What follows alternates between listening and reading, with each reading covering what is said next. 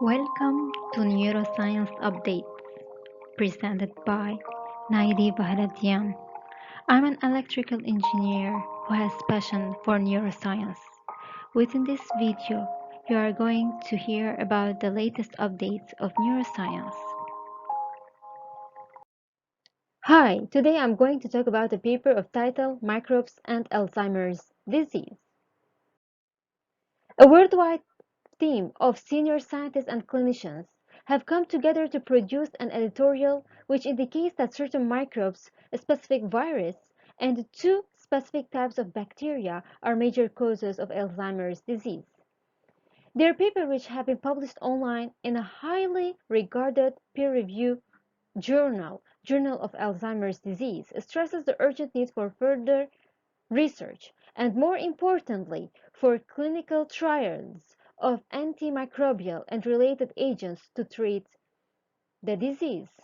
This major call for action is based on substantial published evidence into Alzheimer's.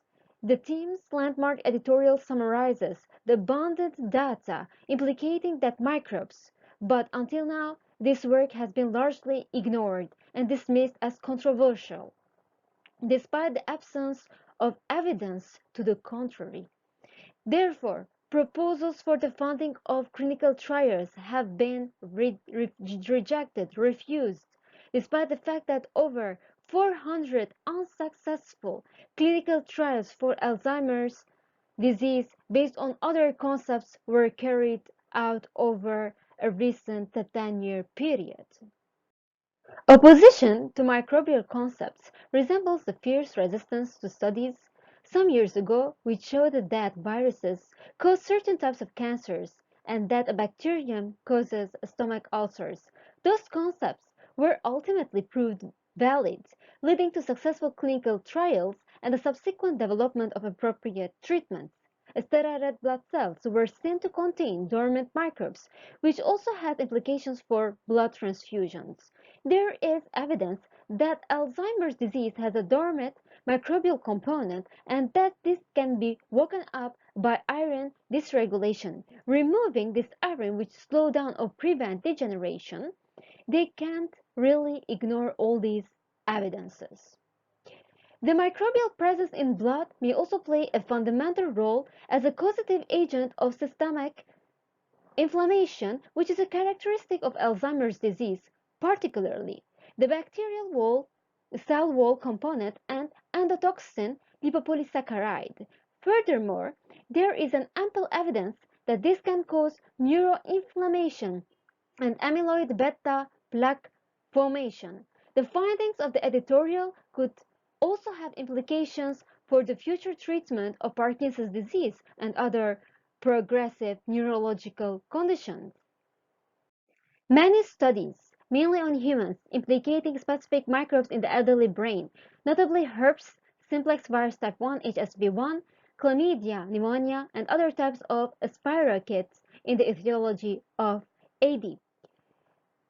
Fungal infection of AD brain has also been described, as well as abnormal microbiota in AD patient blood. The first observations of HSV1 in AD brain were reported almost 3 decades ago.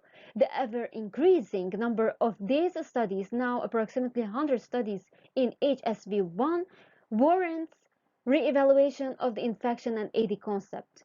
AD is associated with neuronal loss and progressive synaptic dysfunction, accompanied by the deposition of amyloid beta peptide, a cleavage product of amyloid beta protein precursor, and abnormal forms